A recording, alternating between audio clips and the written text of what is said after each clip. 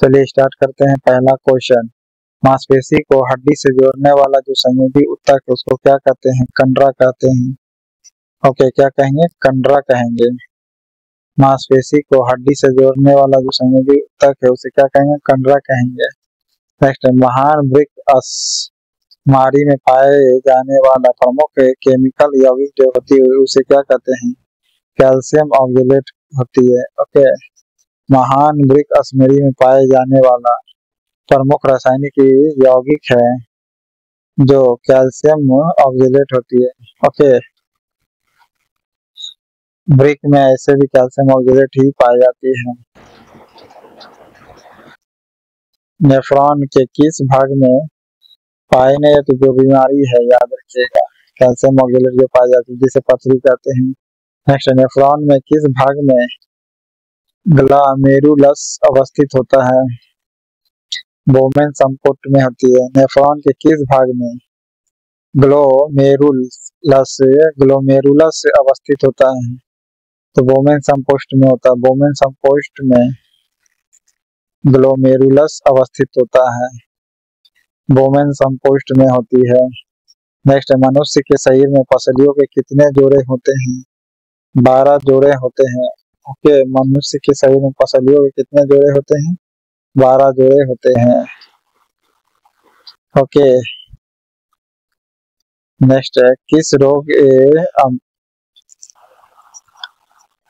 रोग में आंख खुलकर नेत्र कोटर से बाहर निकल आता है? आंख खुलकर नेत्र कोटर से बाहर आ जाता है तो एक्सोपैथेल्मिया के कारण। देखिए, पैथेल्मिया लिथेल्मिया से ऑप्थेल्मोलॉजी सुने होंगे तो आई से हो गया, एक्सो माने बाहर। ठीक है, तो याद रखिए एक्सो माने बाहर। इसमें पूछ ही रहा है फूल का नेत्र कोटर से बाहर आ जाती है। ठीक है, नेत्र कोटर से क्या होती है? बाहर आ जाती है। किस रोग में आंख फूल करके किससे बाहर आ जाती है? नेत्र कोटर से बाहर आ जाती है। ठीक है, तो किसी कारण होती है तो एक्सोपैथेल्मिया के कारण होती है। ओके, नेक्स्ट है, मानव के मस्तिष्क में स्मरण क्षमता कहाँ होती है? सेरिब्रम में होती है। ओके, मानव के मस्तिष्क में स्मरण क्षमता कहाँ होती है? सेरिब्रम में होती है। ओके, मानव के मस्तिष्क में स्मरण क्षमता कहाँ होती है? सेरिब्रम में होती है।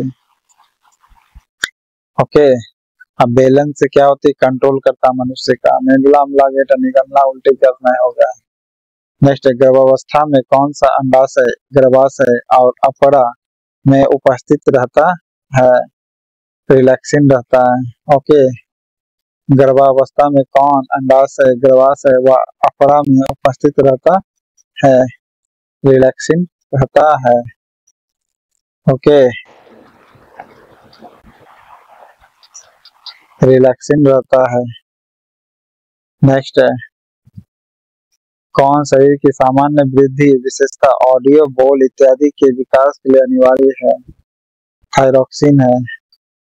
ओके, कौन शरीर की सामान्य वृद्धि विशेषता ऑडियो बोल इत्यादि के विकास के लिए अनिवार्य है? तो कौन है? थायरॉक्सिन होगी। ओके, ये सामान्य वृद्धि विशेषता कह सकते हैं ऑडियो बोल इत्यादि के विकास के लिए अनिवार्य है। नेक्स्ट है, बुद्धिमत्ता, स्मृति, इच्छा शक्ति, ऐच्छिक गति और ज्ञान वाणी एवं चिंतन का केंद्र है कौन? सेरिब्रम है। Okay, cerebrum. बुद्धिमत्ता, स्मृति, इच्छा शक्ति, ऐच्छिक गति, ज्ञान वाणी बताए थे, सब ज्ञान वगैरह सब कहाँ यूज करते हैं? ब्रह्म में, सेरिब्रम में। ओके, याद करना इसे सब याददाश्त कहाँ होता है? सेरिब्रम में। कंट्रोल करना सेरिबेलम में। इसलिए तो ज्ञान वगैरह सब बुद्धि वगैरह कहाँ रहेगा? सेरिब्रम में ना रहेगा। ठीक है, या याद करना, बुद्धि मानना या इच्छा शक्ति जो भी हो, ठीक है, सेरिब्रम में ही होगा। नेक्स्ट, तंत्रिका कोशिका द्वारा सूचनाओं को ग्रहण की जाती है कैसे? दुर्मिकाओं के द्वारा। ओके, दुर्मिकाओं के द्वारा तंत्रिका कोशिका द्वारा सूचना को ग्रहण करता है। ओके, इसलिए देखते होंगे तंत्रिका कोशिका को क्या कर देता है? नशा में ले आता है। कौन? नारकोटिक्स। तो ये किसको कमजोर करता है? दुर्मिकाओं को। याद कर सकते हैं इसे, दुर्मिकाओं को। ओके, दुर्मिकाओं को करता है, सूचना ग्रहण की जाती है तंत्रिका के द्वारा। नेक्स्ट, मानव शरीर की सबसे बड़ी अंतःस्रावी ग्रंथि कौन सी होती है? अपटू ग्रंथि होती है। मानव शरीर की सबसे बड़ी ग्रंथि कौन सी है? अपटू ग्रंथि है। नेक्स्ट, किस हार्मोन का मुख्य कार्य शिशु के लिए दूध स्राव करता है? कौन करता है? थायरॉक्सिन करता है। तो थायरॉक्सिन था कैसे होगा? TH था होगा, थायरॉक्सिन LTH याद करना है। हार्मोन का क्या नाम दिया गया है? थायरॉक्सिन करता है ना, तो LTH लिखा था, LTH। ठीक है। लार्ज थायरॉक्सिन ऐसे याद कर सकते हैं। दूध लार्ज कर सकते हैं, लार्ज होता है तो थायरॉक्सिन दूध कितने लार्ज हो जाता है। जब भी शिशु जन्म लेता है तो लार्ज होता है थायरॉक्सिन के कारण, हार्मोन के कारण दूध बनने लगता है। ओके। निम्न में से क्या अंडक में उपस्थित होता है? बीजांड होता है। ठीक है, इस प्रकार LTH को याद कर सकते हैं आप। ठीक है। नेक्स्ट, क्या अंडक में उपस्थित होता है? बीजांड उपस्थित होता है। ओके, अंडक में क्या उपस्थित होता है? बीजांड। ओके, अंडक में क्या उपस्थित होता है? बीजांड होता है। नेक्स्ट, मानव शरीर में सबसे मजबूत मांसपेशी कहाँ होती है? जबड़े में होती है। मानव शरीर में सबसे मजबूत मांसपेशी कहाँ होती है? जबड़े में होती है। मानव शरीर में सबसे मजबूत मांसपेशी कहाँ होती है? जबड़े में होती है। शरीर की संतुलन बनाए रखता है एवं इच्छित पेशियों के संकुचन पर नियंत्रण करता है। सेरिबेलम के क्या करती है? सेरिबेलम करती है। शरीर का संतुलन बनाए रखता है एवं इच्छित पेशियों के संकुचन पर नियंत्रण करता है। सेरिबेलम है, कंट्रोल करता है। याददाश्त करना, इच्छा शक्ति होना, सब सेरिब्रम में है। ओके। ब्रेक की कार्यात्मक इकाई कहते क्या है? ब्रेक की कार्यात्मक इकाई को क्या कहते हैं? ब्रेक की क्रियात्मक इकाई को क्या कहते हैं? नेफ्रॉन कहते हैं। ओके। कृत्रिम वृक्क किन अपशिष्ट पदार्थों को रुधिर से अपोहन द्वारा पृथक करता है? नाइट्रोजन करता है। ओके, कृत्रिम वृक्क जो है किन अपशिष्ट पदार्थों को रुधिर से अपोहन द्वारा पृथक करता है? तो नाइट्रोजन करता है। Okay.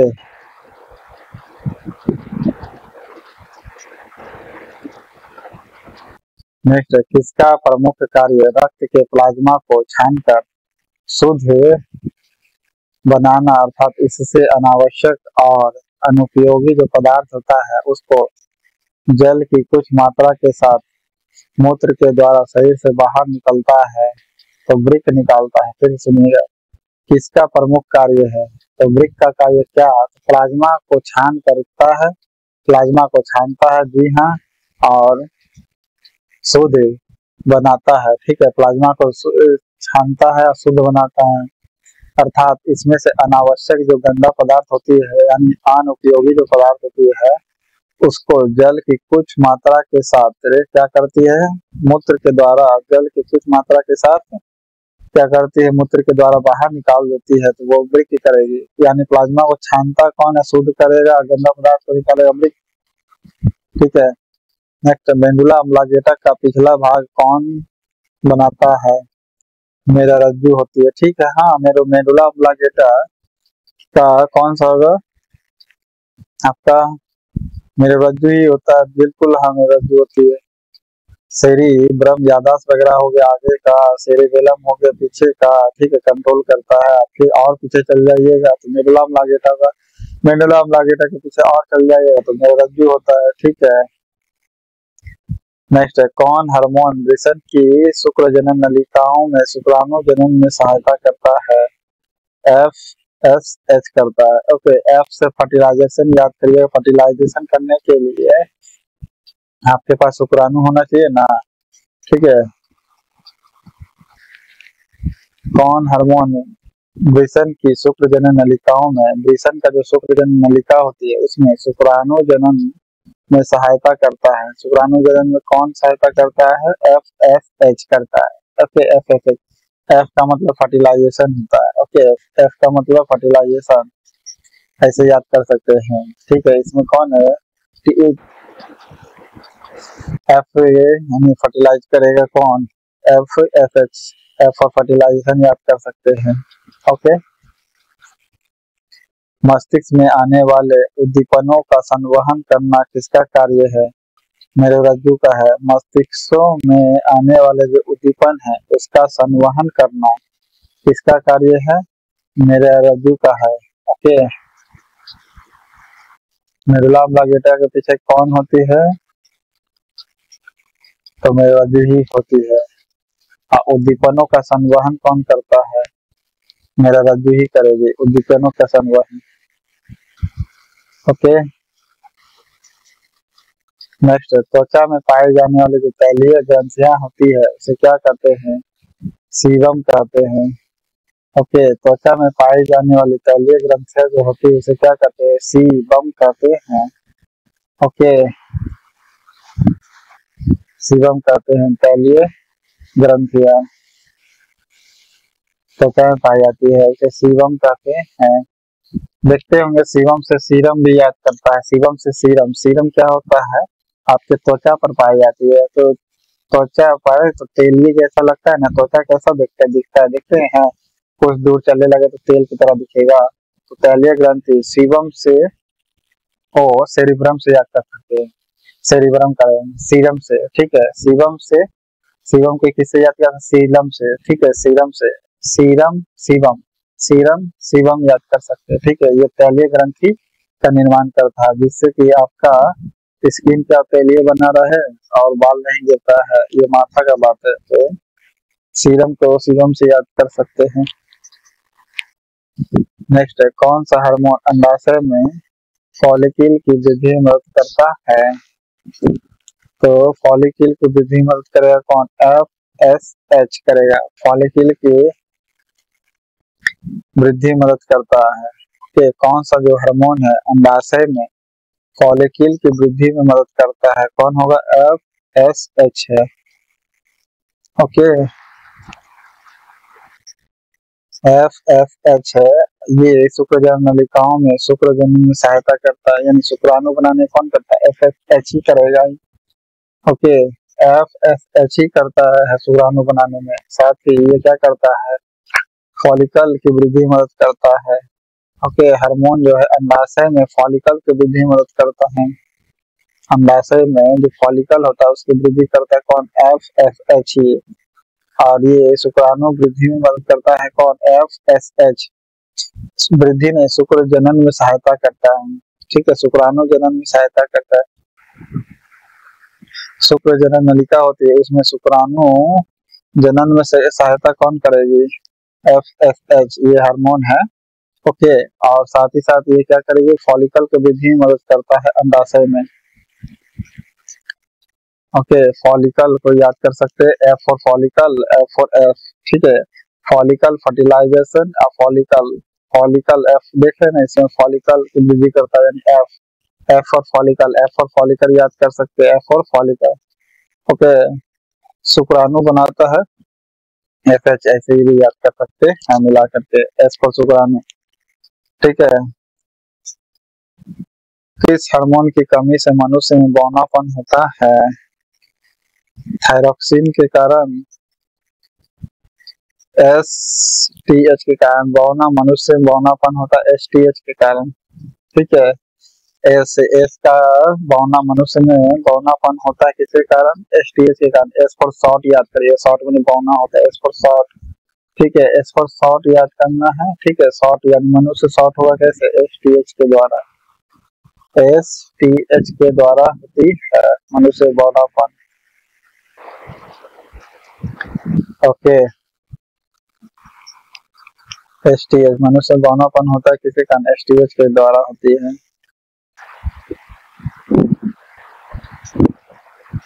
T S H thyroxine में,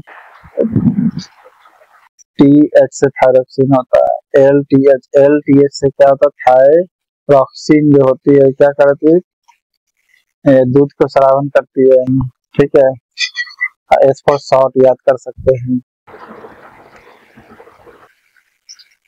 मानव मादा में निषेचन होता है किसके द्वारा? फ्लोपियन नलिकाओं में होती है। मानव मादा में निषेचन जो होता है कहाँ होती है? फ्लोपियन ट्यूब में होती है। ओके, फ्लोपियन ट्यूब में होती मानव मादा में निषेचन। ओके, मानव मादा में निषेचन कहाँ होगी? फ्लोपियन नलिका में होती है। ओके, फ्लोपियन यानी ट्यूब में कहते हैं। ओके, अब फॉलिकल के वृद्धि में सहायक होता क्या है? FSH। ओके, फॉलिकल का अंडाशय में वृद्धि होता है, ये हार्मोन है FSH। ये क्या करता है? अंडाशय में फॉलिकल की वृद्धि में मदद करता है और साथ ही साथ ये शुक्राणु को भी बनाता है। कौन शरीर का संतुलन बनाए रखता है? ऐच्छिक पेशियों का संकोचन पर नियंत्रण करता है, सेरिबेलम होता है। और ऐच्छिक जो पेशियां होती है उसमें संकोचन पर नियंत्रण करता है, यानी कंट्रोल करके रखता है। शरीर पर भी संतुलन और ऐच्छिक जो भी इच्छा पेशी है उस पर भी कंट्रोल करके रखता है। तो कौन होगा? सेरिबेलम होता है। शरीर को भी और साथ ही इच्छा को भी, ये दोनों को ही कंट्रोल करता है कौन? सेरिबेलम। ओके, मेडुला ऑब्लांगेटा के पीछे में रज्जु होती है। नेक्स्ट है, आंतरिक कान के संतुलन भाग में संवेदनाएं ग्रहण करता है कौन? सेरिबेलम है। ओके, आंतरिक कान जो है उसके संतुलन भाग में संवेदनाएं जो ग्रहण करता है वो कौन सी होगी? सेरिबेलम होगी। ओके, आंतरिक कान के संतुलन भाग से संवेदनाएं ग्रहण करना सेरिबेलम के जरिए होगी। नेक्स्ट है, मस्तिष्क का कौन सा भाग शरीर के स्थिति तथा संतुलन का अनुरक्षण करता है? अनुमस्तिष्क है। ओके, मस्तिष्क का कौन सा भाग शरीर की स्थिति तथा संतुलन का अनुरक्षण करता है? अनुमस्तिष्क होगा। ओके, कौन होगा? अनुमस्तिष्क होगा। संतुलन का ही ऐसे भी अनुमस्तिष्क करती है। ओके, या सेरिबेलम भी कहा जाता है जिसे। गर्भाशय कितना सेंटीमीटर लंबी होती है? 7.5 सेंटीमीटर लंबी होती है। ओके, गर्भाशय कितना सेंटीमीटर लंबी होती है? 7.5 सेंटीमीटर लंबी होती है। ओके, 7.5 सेंटीमीटर गर्भाशय लंबी होती है।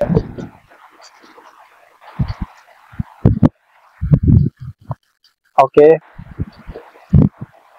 मानव शरीर में तंत्रिका कोशिकाओं द्वारा वैद्युत संकेतकों का अंतरण किसके द्वारा प्रचलित होता है? पोटेशियम के कारण होती है। ओके, मानव शरीर में तंत्रिका कोशिकाओं द्वारा वैद्युत संकेतों का अंतरण किसके द्वारा प्रचलित होती है? तो पोटेशियम के कारण होती है। ओके, ऐसे भी मानव शरीर में जो भी तंत्रिका कोशिका होती है उसमें वैद्युत संकेतक का मतलब है इलेक्ट्रिक की तरह दम फ्लो होगा। ठीक है, तो अंतरण किसके द्वारा प्रचलित होती है? तो पोटेशियम के द्वारा होती है। ओके, नेक्स्ट है, कपाल में अस्थियों की संख्या कितनी होती है? 8। कपाल में हड्डियों की संख्या कितनी होती है? 8 होती है। ओके, कपाल में जो हड्डी होती है उसकी संख्या कितनी होती है? 8 होती है।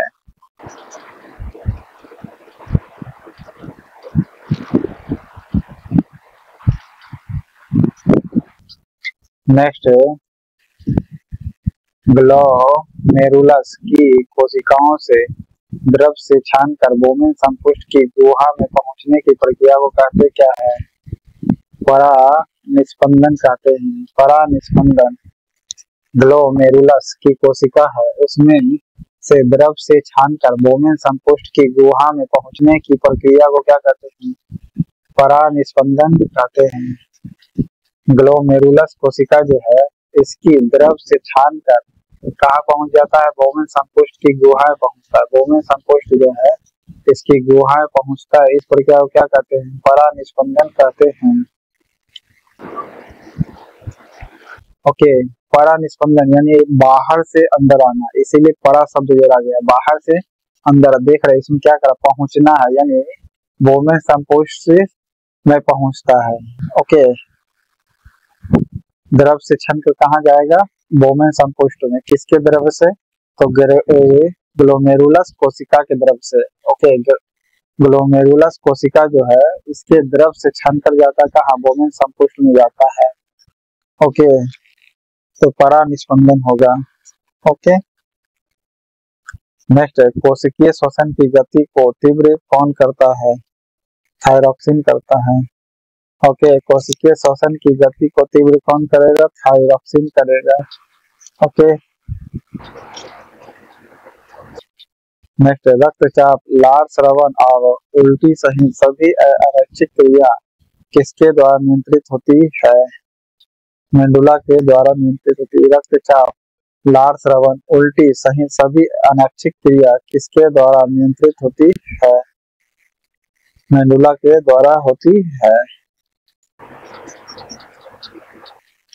कौन सा रोग बच्चों में होता है? इसमें बच्चों को मानसिक एवं शारीरिक विकास अवरुद्ध हो जाता है।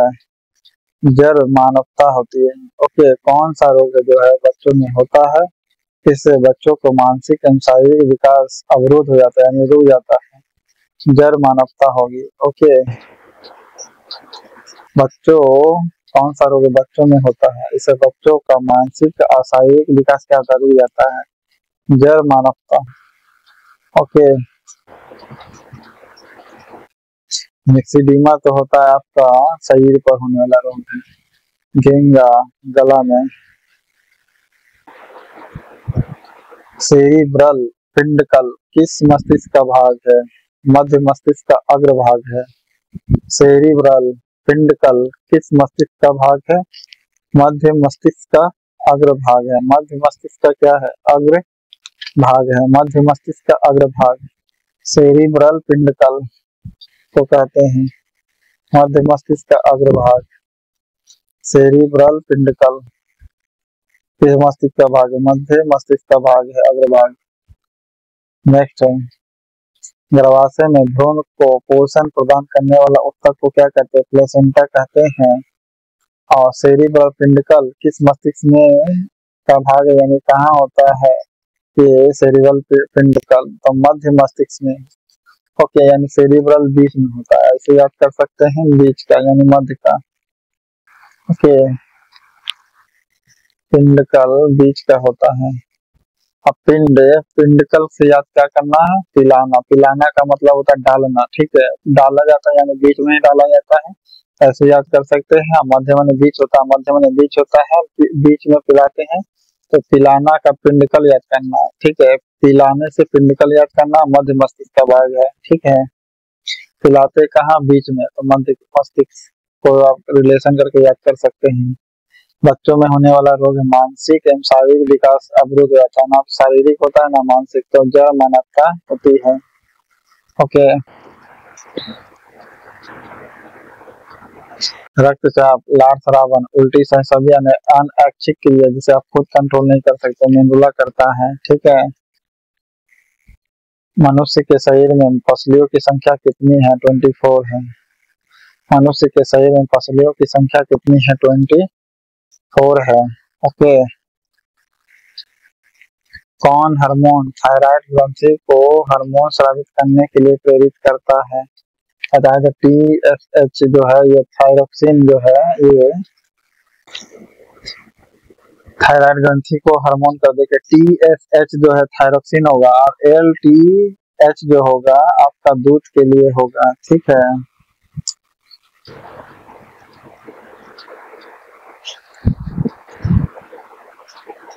थायराइड ग्रंथि का हार्मोन कहेंगे कौन?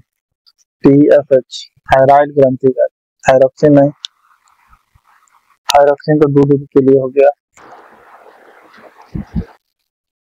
थायराइड ग्रंथि के लिए TSH है। ऐसे भी TSH ही रहता है, यही हार्मोन स्रावित करता है।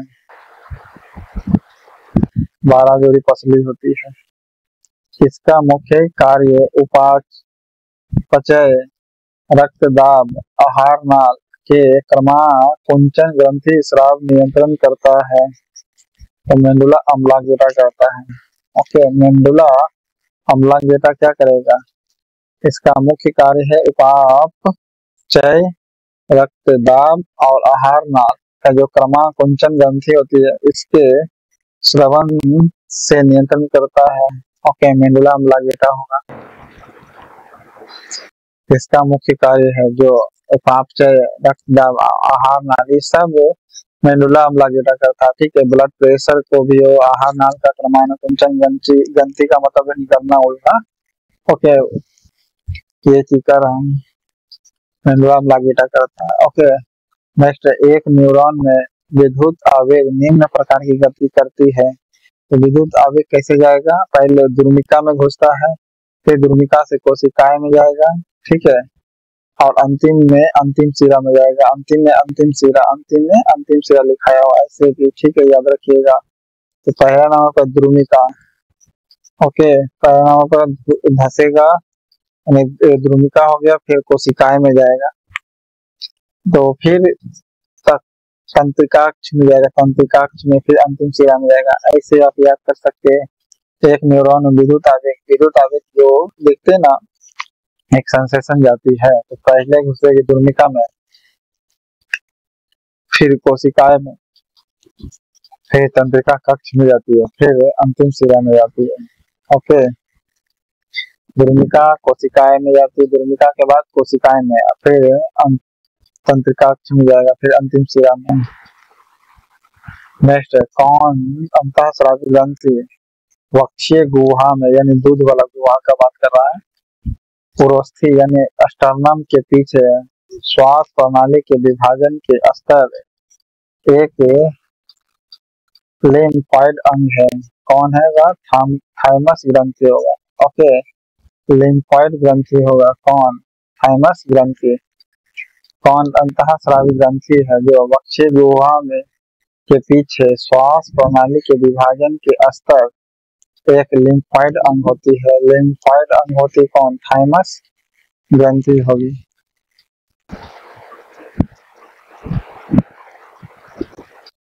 ओके, ऐसे भी थाइमस ग्रंथि ही दूध का स्रावन करेगा। वक्षीय गुहा के पीछे होगा, श्वास प्रणाली के विभाजन के स्तर एक लिम्फॉइड अंग है, तो थाइमस ग्रंथि लिम्फॉइड अंग है ना। थाइमस ग्रंथि क्या? लिम्फॉइड अंग है, लिम्फ है। ओके, लिम्फॉइड अंग का मतलब लिम्फ है, थाइमस ग्रंथि। और एलटीएच इसका हार्मोन है। ओके, नेक्स्ट, मनुष्य में कितना जोड़ी निर्वजित तंत्रिकाएं होती है? 31 जोड़ी तंत्रिकाएं होती है। ओके,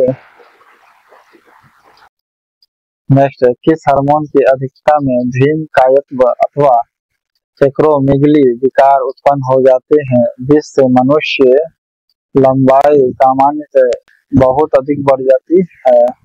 तो एसटीएच हो जाएगा, एसटीएच। जो थायराइड वाला हो गया एसटीएच।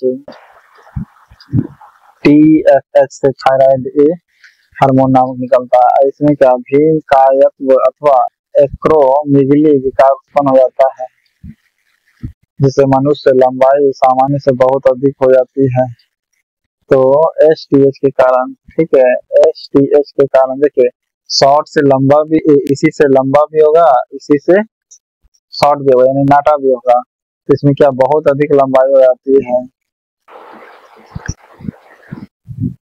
तो एसटीएच हार्मोन के कारण लंबा होना, नाटा होना, सब एसटीएच। शॉर्ट से ऐसे याद कर सकते हैं, लेकिन लंबा भी इसी हार्मोन के कारण होता है, एसटीएच के कारण ही होती है। ओके, थायरॉक्सिन में जो थायराइड हार्मोन निकलता है टीएसएच के द्वारा, ठीक है। नेक्स्ट, किस हार्मोन के कारण छोटी छोटी रक्त धमनियों का संकीर्णन होता है एवं रक्तदाब बढ़ जाता है? तो एडीएच होगा। ओके, किस हार्मोन के कारण छोटी छोटी रक्त धमनियां होती है और इसके संकीर्णता होती है और रक्तदाब बढ़ जाता है? Okay, ADH. एडीएच होती है।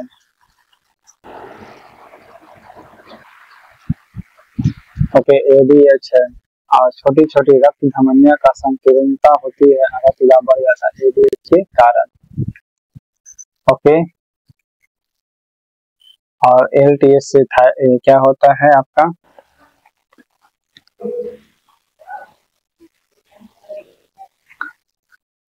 Thyroxine hormone. नेक्स्ट, किसका पिछला भाग ही निर्वज्जु है? मेडुला ऑब्लांगेटा का पिछला भाग क्या है? में रज्जु है, अम्ला गेटा का भाग। नेक्स्ट है, लंबे समय तक किस हार्मोन की कमी के कारण यह रोग होता है? इस रोग के कारण सामान्यतः जनन कार्य संभव नहीं हो पाता है। कभी कभी इस रोग के कारण मनुष्य गूंगा या बहरा भी हो जाता है। तो हाइपोथायराइडिज्म के कारण, किसके कारण होगा? हाइपोथायराइडिज्म के कारण होगा। ओके, फिर से सुनिएगा, लंबे समय तक किस हार्मोन की कमी के कारण यह रोग होता है और इस रोग के कारण सामान्यतः जनन कार्य संभव नहीं हो पाता है। जनन कार्य संभव नहीं हो पाता है, इसी रोग के कारण मनुष्य गूंगा बहरा भी हो जाता है। तो हाइपोथायराइडिज्म के कारण होती है। ठीक है, हाइपोथायराइडिज्म के कारण गूंगा भी हो जाता है, बहरा भी हो जाता है। देखते हैं थायराइडिज्म में थायरॉक्सिन हार्मोन कहाँ होता है? गला के पास होता है। थायराइड हार्मोन कहाँ होती है? गला के लिए, यानी कंठ के पास होती है, तो कंठ से ही बोला जाता है। तो गूंगा बहरा से याद रखना, गूंगा बहरा। ठीक है, तो हाइपोथायराइडिज्म के कारण होती है। ओके, हाइपोथायराइडिज्म के से याद रखना है। मनुष्य में मस्तिष्क का वजन होता कितना है? 1350 ग्राम होता है, लेकिन नहीं है तो 1400 ग्राम आइएगा। ओके, नेक्स्ट है, मानव खोपड़ी में कुल कितनी हड्डी होती है? 29 हड्डी होती है। ओके, मानव खोपड़ी में कुल 29 हड्डी होती है। ओके, खोपड़ी में 29 हड्डी होती है। मानव में कितनी हड्डी होती है? 29 हड्डी होती है। प्रतिवर्ती क्रिया का पता सर्वप्रथम किस वैज्ञानिक ने लगाया था? तो मार्शल हॉल ने किया था। प्रतिवर्ती क्रिया का पता सर्वप्रथम किस वैज्ञानिक ने लगाया था? मार्शल हॉल ने किया था। ओके, मार्शल हॉल ने किया था रिफ्लेक्सिव प्रोसेस का। तो इस प्रकार आपका पार्ट 1 खत्म होता है लुसेंट बायोलॉजी के पेज नंबर 386 389। चैनल पसंद आए तो लाइक करिए, सब्सक्राइब